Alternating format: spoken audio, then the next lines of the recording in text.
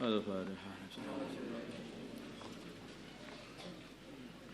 Bismillahirrahmanirrahim. Putusan Rasul Masail Senin 27 Dzulqa'dah 1443 Hijriah, 27 Juni 2022 Masehi. Sujud tilawah tidak pada tempatnya.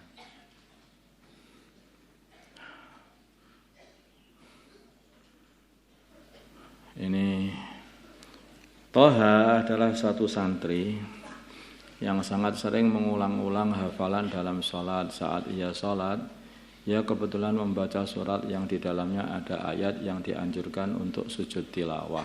Namun, sayangnya ia malah sujud sebelum ayat sajadah dibaca, karena ia ragu manakah ayat sajadahnya tersebut. Pertanyaan: bagaimana hukum sujud tilawah Toha?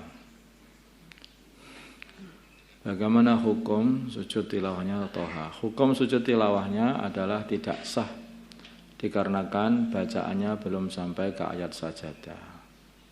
Sujud tilawahnya ya, bukan sholatnya.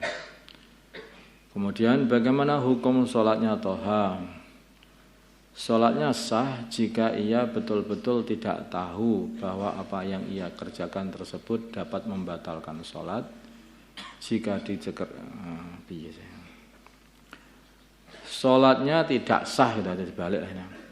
Sholatnya tidak sah kalau dia itu mengerjakannya dengan sengaja dan dia tahu itu dapat membatalkan sholat.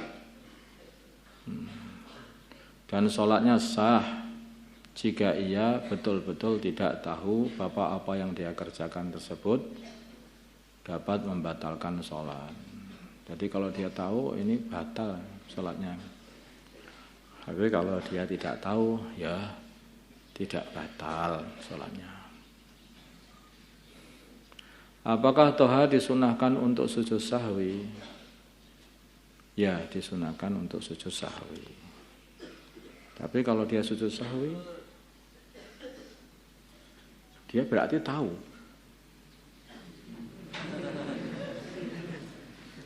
Enggak tahu kalau itu membatalkan sholat, maksudnya, paham dah? Enggak tahu kalau dia itu membatalkan sholat. Sebetulnya itu membatalkan sholat. Dia sujud bukan pada tempatnya. Belum ayat sajdah. Ya lupa baca surat Al-Ikhlas terus sujud tilawah, itu loh, seumpamanya. Atau memang ayat itu ada seperti Alif Lam Mim sajdah itu ya. Tapi belum waktunya sujud tilawah sudah sujud tilawah dulu. Nah, seperti itu. Kalau dia tahu ini membatalkan sholat, ya dia batal sholatnya. Kalau tidak tahu, ya enggak batal. Tapi sekarang sudah tahu. Habis Basul Masail sudah tahu kan ini berarti. Nah, awas lah. Jadi kalau ada yang lakukan lagi, batal sholatnya. Qadha misalnya. Batal sholatnya. Panitia korban diberi bagian yang lebih banyak. Bagaimana hukum memberi bagian daging korban yang lebih banyak kepada panitia korban? Maksudnya pembagian daging.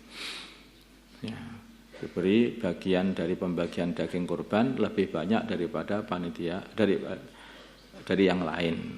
Maksudnya begitu.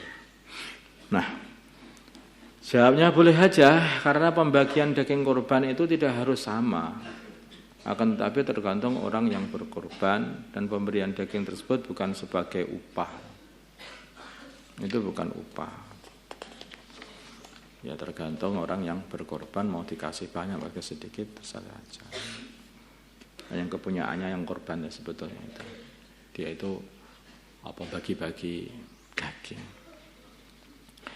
Terus panitia menjual kulit hewan korban. Bagaimana hukum panitia korban menjual kulit korban?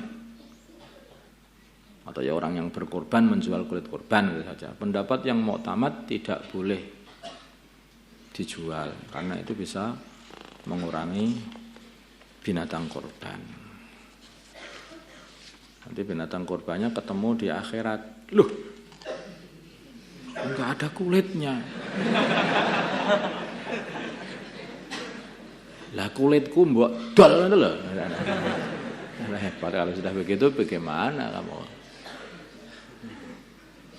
Makanya korban itu yang lengkap. Kemarin saja itu kuping bolong aja nggak boleh. Allahumma shalli ala sayyidina Muhammad wa ala sayyidina Muhammad sallallahu ala sayyidina Ibrahim wa ala sayyidina Ibrahim wa ala sayyidina Muhammad. Allahumma arham wa sayyidina Muhammad, Allahumma ighfir wa sayyidina Muhammad. Allahumma aslih wa sayyidina Muhammad, Allah alif baina qulubi wa sayyidina Muhammad, Allahumma ansur wa sayyidina Muhammad, Allahumma asim sultanan nasira. Sallallahu ala sayyidina Muhammadin nabiyil ummi wa ala alihi wa sallam. Alhamdulillahi rabbil alamin.